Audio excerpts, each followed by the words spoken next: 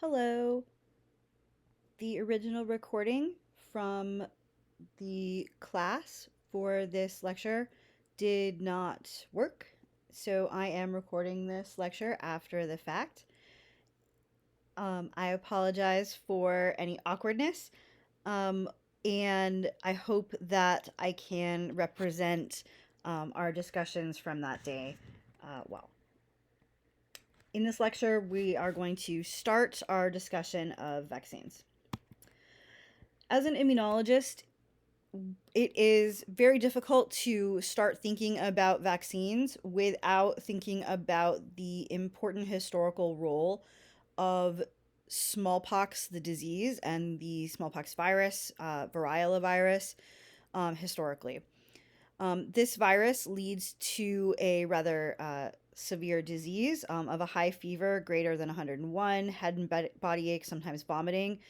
Then there's a rash that spreads and progresses to raised bumps and pus-filled blisters that crust scab fall off after about 3 weeks, leaving pitted scars. You can see examples of this rash with different patients here, including a reference card that was originally given to physicians to help them diagnose smallpox, as opposed to other diseases like chickenpox. And so this was something that in the past physicians were diagnosing, of course. If you would like to read all sorts of sort of gory details about what happens to one with smallpox, you can go to the link at the top. This disease was incredibly scary historically, and impacted lives in many ways. It killed about a third of those who were infected, and many of those who were not killed were left with many scars that could sometimes end up in disfigurement. If you read old timey literature, you will hear about people being pockmarked, and that was not just the saying that they were ugly. That is, in fact, a description of the remaining scars. And so, this is something that people spent a lot of time trying to avoid and were in fear of. We estimate that this virus led to 300 million deaths in the 20th century alone, though we can see evidence of it far before that in the historical record. It becomes hard to get good estimates. This virus was not present for the entire 20th century, so this should give you an idea of the extraordinary mortality associated with this virus. And this virus is also noteworthy because of some of the important immunology that led to its containment. One of the first ways that people were able to start thinking about combating smallpox was with a practice known as variolation. Many immunology textbooks cite Lady Mary Wortley Montagu here, who was the wife of the British ambassador to Turkey in 1717, and who observed people in Turkey who were variolating or taking material from smallpox lesions on infected individuals, taking some of the material of the smallpox lesion and actually purposely infecting others, sometimes in the skin, sometimes by inhalation. And there was realization that this was protective. And she wrote to someone in England, the smallpox so fatal, so general amongst us, is entirely harmless here because of this invention of engrafting. She wrote to her friends to try to bring this practice to England.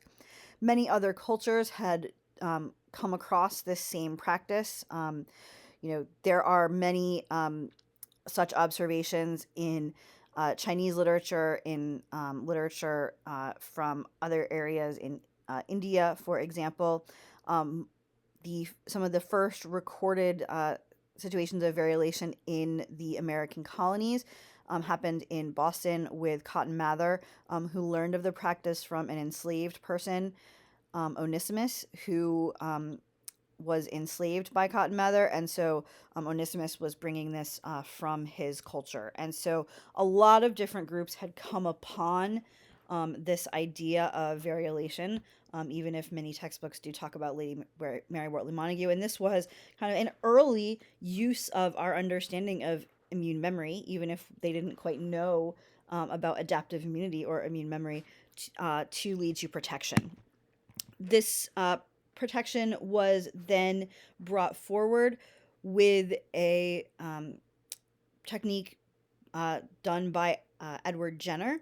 There is sort of a classic story of Edward Jenner that I will tell you, although we do now also have some evidence that the story is a little bit not true. But the classic story goes that Edward Jenner saw some milkmaids with beautiful skin and surmised perhaps they did not have smallpox scars because they had been infected with cowpox, what with working with cows. And being previously infected with cowpox protected them from problematic smallpox infection. So he hypothesized that if one was previously infected with cowpox, they would be protected from smallpox. He did an experiment in 1796 to test this hypothesis, infecting a boy, James Phipps, as depicted in this painting. You can also see some milkmaids with just beautiful skin. But he infected James Phipps with cowpox and then actually infected him with smallpox. This is not something we would do today. And showed that Phipps was protected from smallpox. This was published in 1798, and you can see the publication on the right.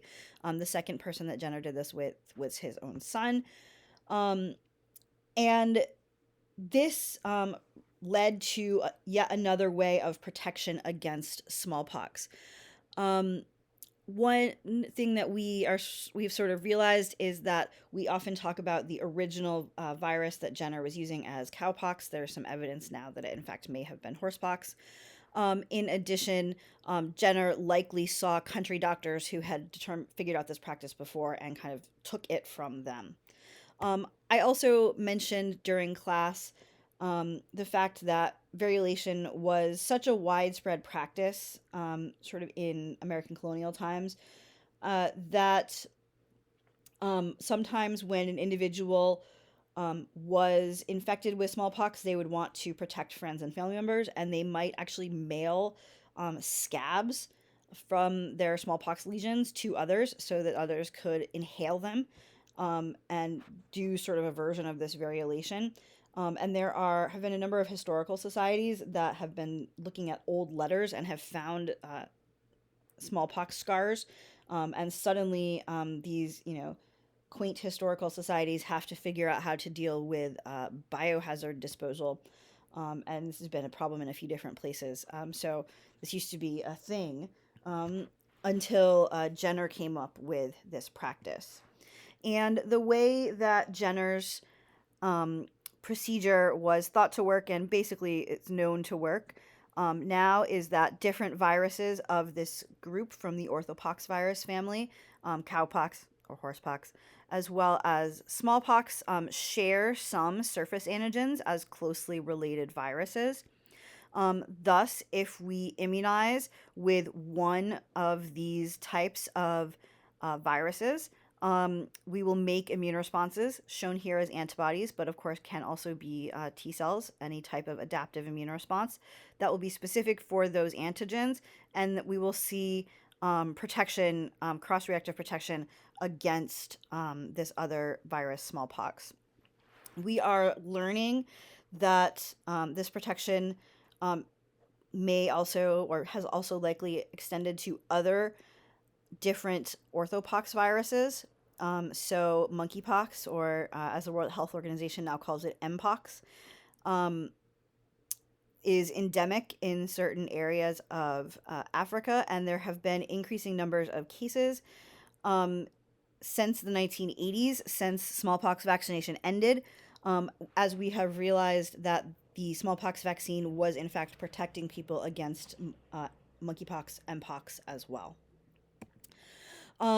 This might seem like a, nice, quaint, old-timey type of experiment, but this procedure that Jenner came up with led to the complete eradication of smallpox virus there's no natural circulation of this virus. It is present only in a couple of labs.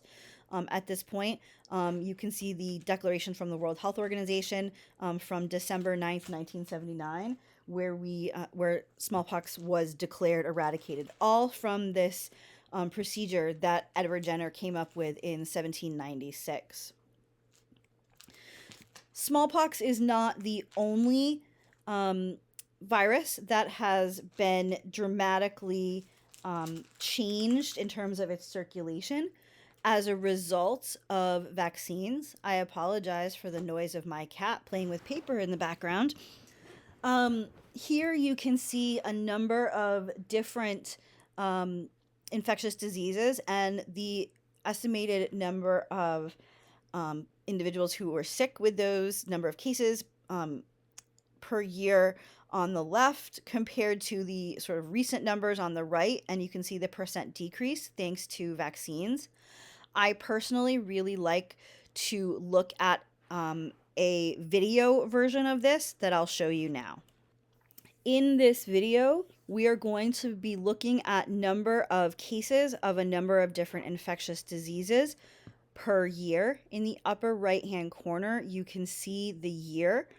So you'll see it starts at 1912. We've got the diseases listed on the left hand side, and the axis is going to show us the number of cases in each year. Note that at the beginning, the axis goes up to about 8,000 cases per million population per year. You will see the general decline in number of infectious diseases over time as that axis changes. Any bar that is shown in pink is an infectious disease against which a vaccine is not available. And we'll really see when vaccines are commonly used in green and how that changes the numbers of some of these different infectious diseases. So you can see in the early 1900s the way that measles really dominated. And then you can see smallpox starting to come down. You can see diphtheria on its way down. And as we watch time go on, measles remains sort of very frequent, but you can see the other frequent infectious diseases change as different diseases go away due to vaccination. And so you can watch now measles really going away in the 1960s. You can see mumps coming down, and now note that we are at just a much lower level of reported infectious disease cases per year as we've lost those high numbers of measles cases. Now, as time goes on, we can even see as more vaccines are introduced, like the chickenpox vaccine, this massive decrease in the number of chickenpox cases per year. And how low these cases are, how much vaccines have really helped us in combating many of these infectious diseases. There's the number in 2017, and now you can see this going out to the, in fact, highest case numbers observed per year in black. And so you can see in the black the highest numbers of cases per year compared to red in 2017 to see how much those vaccines have really helped us to eliminate those infectious diseases. From the data that I've just shown you, you can see that vaccines have had an incredible impact on human health. We can imagine the impact on healthcare costs, on days of missed work, in addition to the changes in mortality, the changes in a number of other things. And if we actually look at the financial implications of vaccines, how much we get back as a society as a result of the amount we invest, you can see, for example, cardiovascular disease research, we get $5 back for every dollar invested. Other things like preschool education or community health workers that we know are important give us a good return on our investment. But vaccines give a $16 return on investment for every dollar invested. And so through most any measure you come up with, vaccines have been the biggest money saver in terms of public health interventions. Again, in terms of lives saved, healthcare costs averted, days of work missed averted, on and on and on. And then we can also put in the agricultural impacts of many of our agricultural vaccines. And so go team immunology in terms of all of the ways that vaccines have really been helpful. When we think about how the immune response to vaccines work, we can think about two separate types of processes.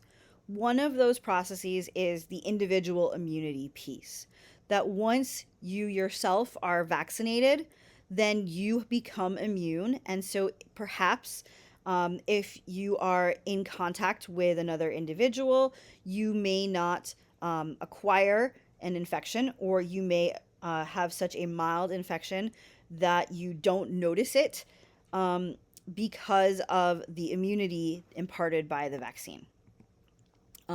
This is happening due to the secondary immune response. So we know from basic immunology that the first time we are infected with any particular microbe, we'll make a primary immune response. There is a delay before we have that nice high-level effector cell response and clonal expansion to make many of those cells.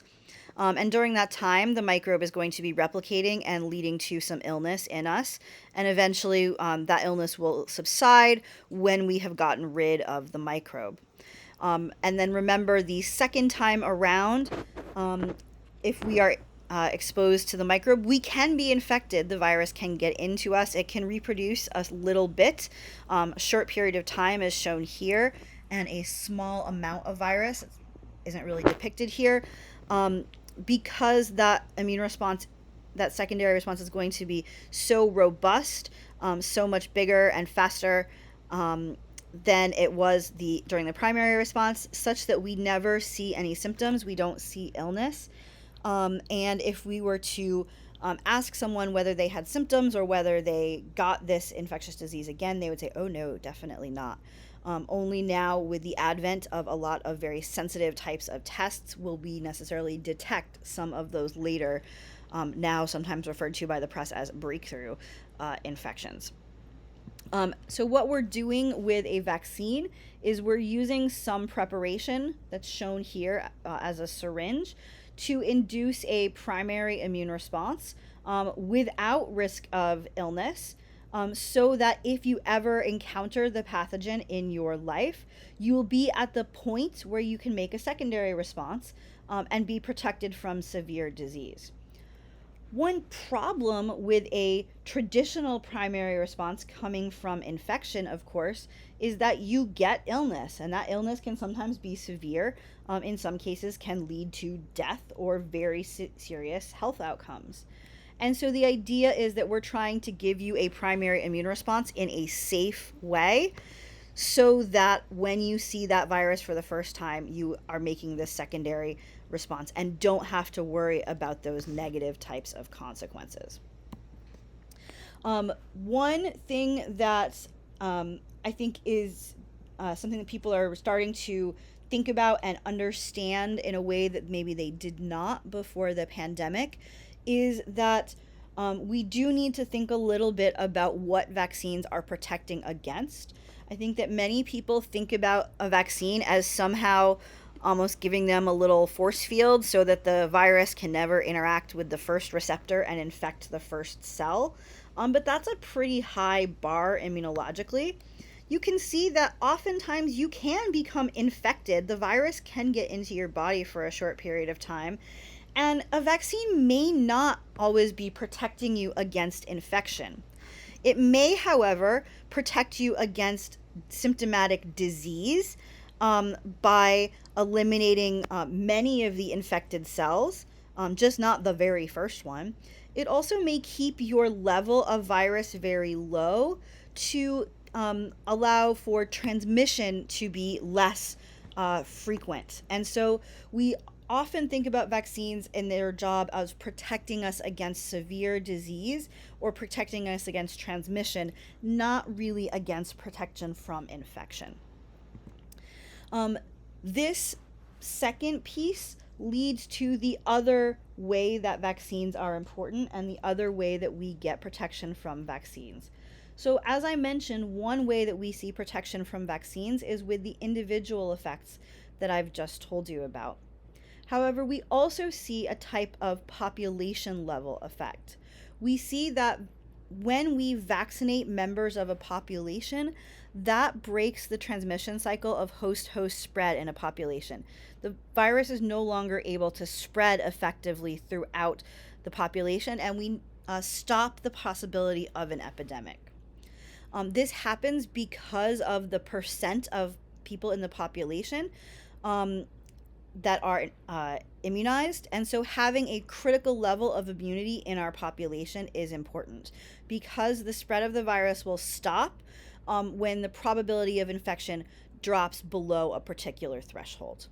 You can see this here as well. In a situation where everyone is susceptible, one infected person will lead to infection that will spread throughout the community. If, however, some individuals are immune, you can see that we will stop spread from infected individuals, and some of our susceptibles will actually be safe because they won't come in contact with infected individuals. So we've stopped the probability, or we've reduced the probability of our infected individual coming in contact with a susceptible individual. The specific threshold that is required is specific to some details of the biology of the virus, as well as details of the population, for example, population density.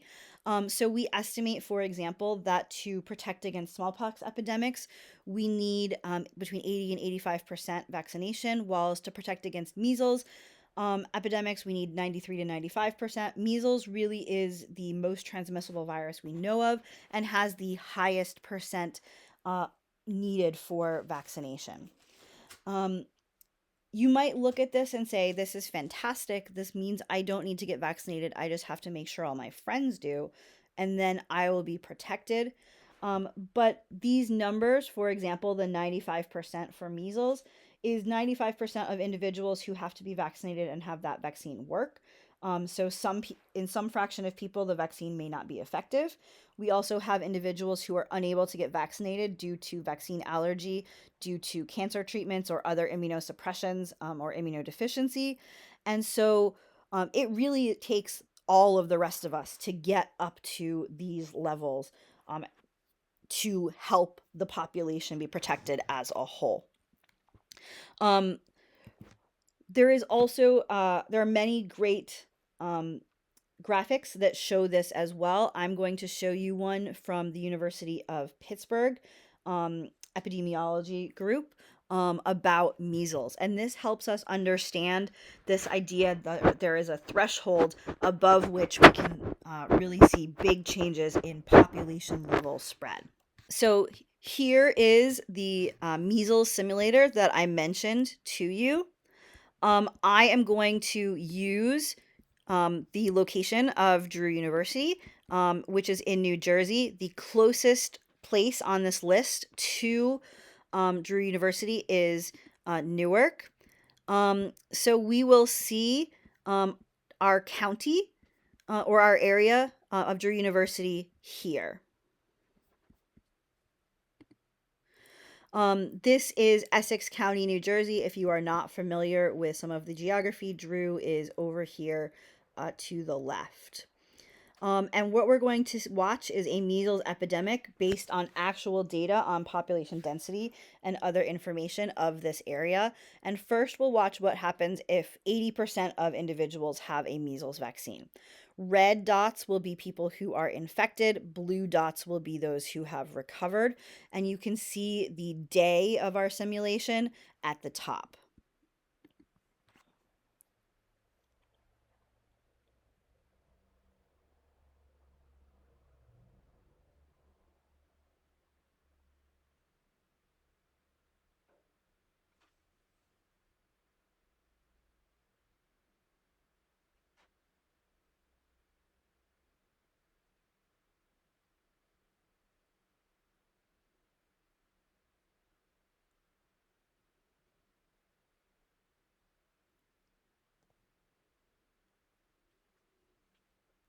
So you can see that over 238 days, there's a rather robust measles epidemic that we can simulate if the population has 80% of individuals who are vaccinated.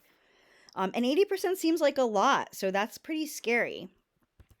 We can compare that to what we see in the same area, same population density, all of that, with 95% coverage. So now when we are above that threshold, so we're going to see the same 238 days.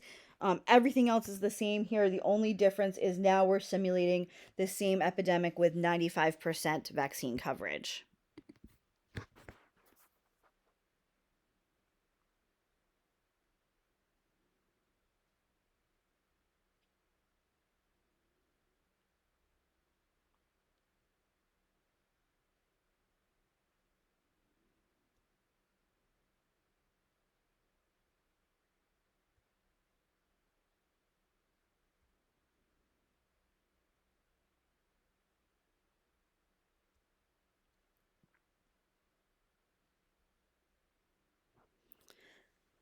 So here you can see the outcome of that same epidemic with a number of people who are over the percentage needed for this immunity to happen among the population. And you can see the level of this population immunity and its importance. This phenomenon is generally referred to in the field as herd immunity. There has been some pushback against that name during the pandemic. I suppose people don't want to be said that they are a herd or something like that. And so there are some people who are trying to switch this name of this from herd immunity to community immunity. And you may notice that that is incredibly challenging to say. So whether we're thinking about herd immunity or community immunity, this is the population level process of protection from vaccines. So we can know that vaccines are working to induce memory to protect against disease. We're giving you some kind of preparation to induce a primary response so that if we are actually infected, then we have a secondary response. But we can also spend some time thinking about what's in this syringe. What are the materials that we are using in order to induce this primary response? There are a number of things that we think about as vaccine developers. One of the important things that we think about is that making a successful vaccine really depends on inducing the appropriate type of immune response. Just getting a response is not enough. It needs to be the right kind of response. So you might say, some people might say, well, having antibodies is enough, but perhaps maybe it's not just having antibodies. Maybe making neutralizing antibodies is particularly important. We often think about this by thinking about something called the correlates of immune protection, which are which type of immune responses correlate with being protected. This was historically done by looking at individuals who had survived a particular infectious disease and determining the types of immune responses they made, and then figuring out a way to sort of copy them or have other people make similar types of immune responses. This gets a bit harder now as we try to make vaccines against many infectious diseases where we don't have great evidence of people who have necessarily successfully fought them off in the past, and we have to think about this in other ways. Here are some data that people have looked at in terms of thinking about correlates of immune protection for SARS-CoV-2 viruses. So this is part of the way that we actually think about correlates of immune protection. In this figure, you can see vaccine efficacy on the left y-axis. And you can see two different immune response measures, either neutralizing antibodies or just overall antibodies on the x-axis. And you can see different vaccines that are available and where they fall, both in terms of antibody levels and how effective those vaccines were in trials. And that can help us say, well, look, so the Pfizer vaccine made a lot of neutralizing antibodies and also was very effective in trials. The Sinovac vaccine made low levels of antibodies and was less effective in trials. And these sorts of things can help us try to understand what type of immune responses are correlated statistically with protection and efficacy, and let us know what types of immune responses are important for our focus. One thing that we always have to remember when we are looking at this is that we are looking at statistical correlation, correlates of immune protection. We technically don't know that mechanistically these are the causes of the protection. Perhaps just like um, the number of months, or sorry, the months of the year with the most ice cream sales are also the months of the years with the most drowning. That doesn't mean that those two things are actually causing one another. It means that they're both related to something else, months that are in the summer. Similarly, perhaps being protected and having lots of antibodies are both related to making CD4 T cells, as an example, or something like that.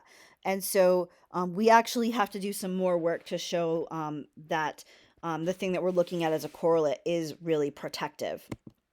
Um, I will also tell you that sometimes we have to be, um, take some of our uh, data here with a little bit of a grain of salt. So here there are two different types of polio vaccines that are given in different parts of the world, have been given, as you can see in the bottom, at different times in the US. And you can see this polio vaccine, or sorry, so you can see polio pathogenesis here.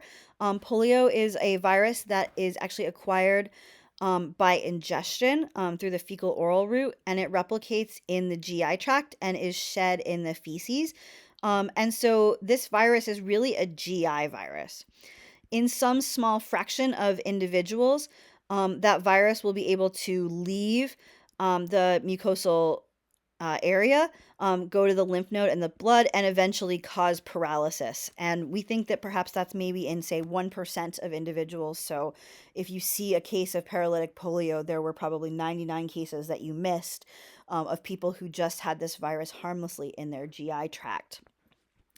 One of the two polio virus vaccines um, works beautifully and has helped us. They both work beautifully. Has really helped us with decreasing number of polio cases quite a bit. But that vaccine induces antibodies that only work to block the virus from leaving the mucosal surface and causing paralysis. It leaves the gut completely able to be infected, and just stops this piece of disease progression or pathogenesis. And so also note that, the vaccine are really sort of designed here to be protecting against disease, and they don't necessarily have to protect against infection. We can also think a little bit about exactly what vaccines are protecting us against. As I've mentioned, really what we're trying to see here is a change in the fraction of people who have fatal or very severe outcomes, pushing them towards some of these more mild outcomes, and some of the people who would have previously had a mild outcome might not be infected. This may be due to whether or not you have antibodies in the nasal tract, which may protect you from infection, and that completely block you from infection. But that is a pretty high bar, where many more people will have antibodies, say, in the lungs, that can really help clear the virus and help control that virus. It is quite likely that the specific details of your protection may vary over time. Maybe early after sort of some of these, your vaccination, when you're still kind of at this expansion effector phase before you've gone all the way into contraction, you still have a lot of antibodies and you might actually completely be uninfectable. You'll have neutralizing antibodies in the tissue. Um, as time goes on, those antibody levels will contract, but you'll still have a lot of memory cells and a lot of other cells, maybe not in the nose, but in secondary lymphoid organs that can protect you from disease, even if they don't protect you from infection. And so it's important when we think about a vaccine to also define what we are protecting against. If we read a lot of the um, news stories talking about, well, the vaccine doesn't work against Omicron, or the vaccine has stopped working, or this, that, or the other, you should always ask the question of work against what? The vaccines, in fact, protect against severe disease quite well after long periods of time, though their ability to protect against infection changes. And so thinking about what are we actually measuring in terms of protection um, is quite important. Um, and so, as I said before, we are really hoping to produce memory to protect us against disease. And this is some data that came from the Pfizer vaccine trial, where we can actually look at how that protection is really measured. So here there were two groups of people in the Pfizer vaccine trial. Some who received the vaccine, in this case it was 21,669, and some who received placebo, 21,686. So they either received the vaccine or placebo, and then they went about their daily lives during the pandemic. And it was known that some fraction of them were going to get infected. They were all at risk of being infected. And the statisticians then looked to see how many people um, showed up with disease. They had a specific definition for disease. You had to have certain numbers of symptoms. In fact, if you look carefully at the Moderna versus the Pfizer trials, the way they defined disease was slightly different in terms of the symptoms. And so they specifically looked to see when these people showed up at the doctor's office with symptoms and got diagnosed. And so you counted as a COVID case if you had these particular symptoms. They weren't looking for protection from disease here. They would have had to do PCR to see if these people ever had any virus, or so they weren't looking at protection from infection. They were just looking at protection from disease. And you can see the number of people diagnosed with COVID in the placebo versus vaccine groups here over time.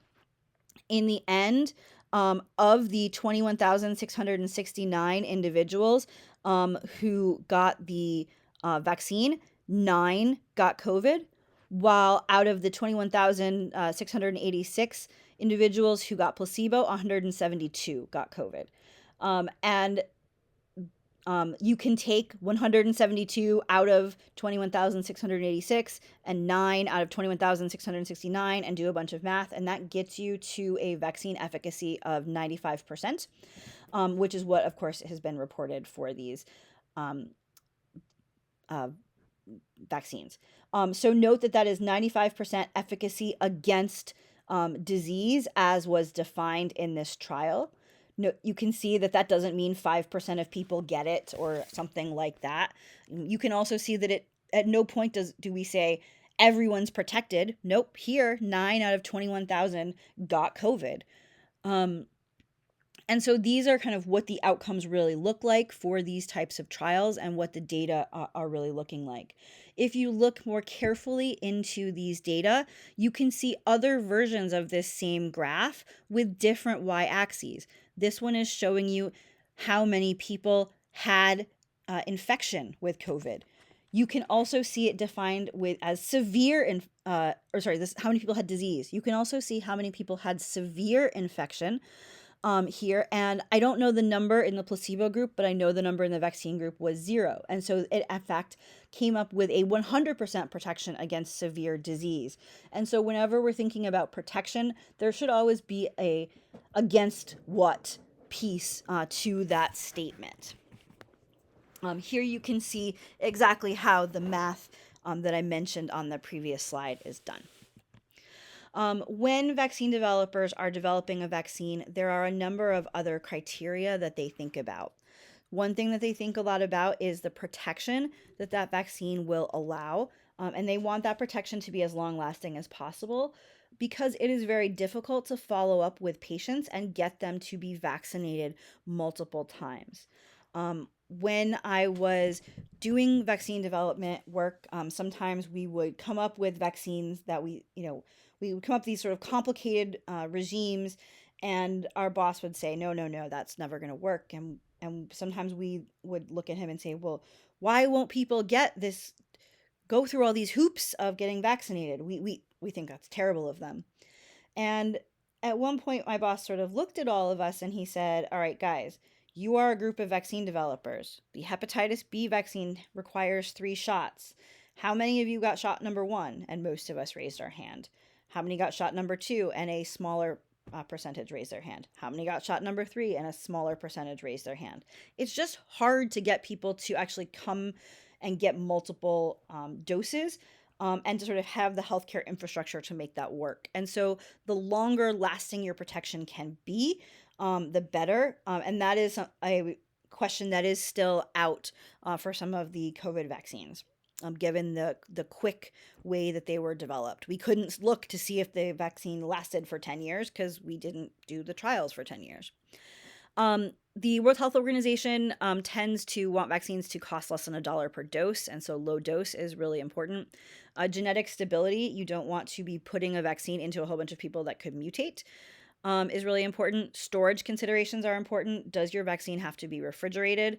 Are you going to have reliable electricity and refrigeration systems everywhere from your factory to the vaccinee's arm? Can be tricky. Thinking about delivery is important. A lot of people really don't like, say, needle vaccines. Some people, say they don't want to get a vaccine because they're afraid of needles. They wish that vaccines could all be oral. We don't really have a great way to do that in a lot of cases right now because we don't understand oral tolerance well enough, and we don't want to lead to tolerance against infections. We also need to see safety, and make sure that our vaccines are not causing disease, um, and are very safe, both in the general population and in special populations like the immunocompromised, and that they cause minimal side effects. This is a little bit of a risk benefit analysis, and a question of what is a minimal side effect may vary in terms of definition from person to person. It is important to note that um, if you are making a good innate immune response, you may feel some side effects like fever or some aches or chills or some of those types of things that are coming from those innate immune cytokines. And so it can be very challenging to make an effective immune response that also um, doesn't have a lot of side effects. Historically, this was all done by trial and error, but now we use immunology knowledge to rationally design these vaccines to be effective and safe. Um, Different vaccines are given via different routes. Many of them are given intramuscularly. Realize that what happens with an intramuscular vaccine is that antigen is deposited in the muscle, and then is picked up by local antigen presenting cells, and goes to the local secondary lymphoid organ, um, or is drained through the lymphatic drainage process that we talked about earlier in the semester into the local secondary lymphoid organ. If you think about getting vaccines in your arm, sometimes you'll have a little bit of pain sort of in your armpit afterwards. That's where the draining lymph node is, where you're getting those antigen presenting cells and antigen draining, and where T cells are now coming to encounter the antigen. Those T cells will then traffic around the body to protect you in, say, the nasal cavity or in the lung after having encountered the antigen in the secondary lymphoid organ. There are some vaccines that are given intradermally, subcutaneously, and there are a couple that are given orally, though we don't know as much about that. Um, this is one place where a lot of people are doing a lot of work. Some people have been doing a lot of work on microneedle patches to get many of the benefits of subcutaneous infection without using needles. And so having a patch that we can put on the skin to give a lot of small needles and sort of not be the scary syringe that people think of is one area that has had a lot of work. At the bottom, I show some information from a paper that came out earlier this semester where some individuals were looking at different ways to maybe try to deliver vaccines intranasally, to make sure that we are getting good cell trafficking to the nasal tract and other mucosal organs to really make sure that we're getting a good mucosal response. And so, route of immunization is a big place where many people are currently trying to innovate. We now can sort of switch gears and start thinking about vaccine types. And so there are a number of ways that we can go from our original microbe to make a vaccine. This is something that came out when some of the COVID vaccines were being designed. And you can see that there are a number of different potential vaccine types. Today, I'm going to mention two of them. These are two that are often thought of as kind of the classic vaccine types. Um, they are the ones that the majority of vaccines that you have received are designed using. Um, and they're the ones that most people think of when they think about vaccines. One of those is known as the live attenuated vaccine. And so, with a live attenuated vaccine, and I'm just going to use live here, even though it gets tricky to use live and viruses together, we're going to go with it. We are vaccinating with a live but weakened form of the pathogen. So, this virus or this microbe can still reproduce and still stimulate an immune response. That means that we might get a little bit of symptoms as that virus is replicating and as we're making a good immune response.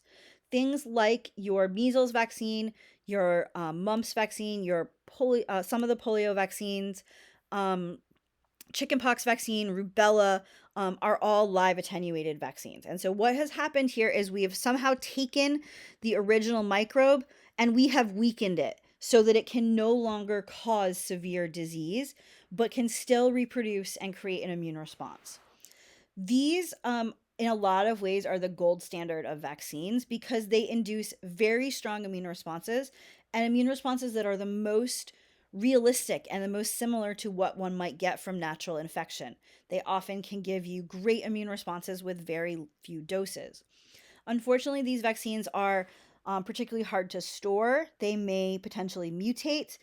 And in some populations, like an immunocompromised population, they can in fact cause some pretty severe disease. Um, so, a lot of good pros of a live attenuated vaccine, but also some major cons. There are no SARS-CoV-2 live attenuated vaccines that are approved anywhere in the world, to my knowledge. When we do this attenuation, we used to do it as is shown in the top here, where we would basically take that microbe and culture it in the lab and wait until that microbe picked up mutations. The bacteria that is used in the tuberculosis vaccine given in some countries was cultured for over 20 years to wait for those mutations to happen, to just wait until there was a mutant version of the virus that didn't cause disease to happen. Now, instead of doing that, that's not great because it involves a lot of waiting. It's also a bit messy since we can't really get exactly which mutations we want. And we don't know what we're getting. Maybe there's a mix of good and bad things in that mutant virus that we get from waiting. Now, what we will do is we'll actually study the virus. We'll find out which parts, like this red gene, are important for causing disease, those that are causing virulence, and we might either mutate or completely delete those so that we've designed a virus that is unable to cause disease. The other very famous vaccine type, sort of one of the classic vaccine types, is the inactivated vaccine. The influenza shot that you get most years is an inactivated vaccine, is one of the types of polio vaccines. And so in an inactivated vaccine, we are vaccinating with a killed form of the microbe. So we do something to the microbe so that it is completely dead. It might be we give it radiation, we might treat it with formaldehyde, then we wash the excess formaldehyde off. We're not injecting formaldehyde into you. We just killed the microbe. It's not going to come back to life. It's dead. And we're going to vaccinate you with a killed version of the pathogen. So we can't actually have reproduction of the thing that we've injected. We still might have a little bit of mild or inapparent disease, but because we're not seeing replication, this is going to be much safer, and we're going to have much less symptom in terms of symptoms. So this is going to be stable. We don't have to worry about mutation. It's not going to be as hard to refrigerate because it's not alive. Um, and it's going to, like, as I said, it's going to be safer for the immunocompromised population. The problem is that we are going to get a much weaker response. We might often need boosters. We also might not get all of the antigens made that are normally made during the life cycle of the microbe. And so we may not see as great of an immune response, but we've sort of gotten a lot in terms of safety with this type of vaccine. The Sinovac vaccine for SARS-CoV-2 is an inactivated vaccine. And with polio, one of the important polio vaccines is an inactivated polio vaccine, while the other is a live attenuated. We'll talk more about some of the other vaccine types in the next lecture.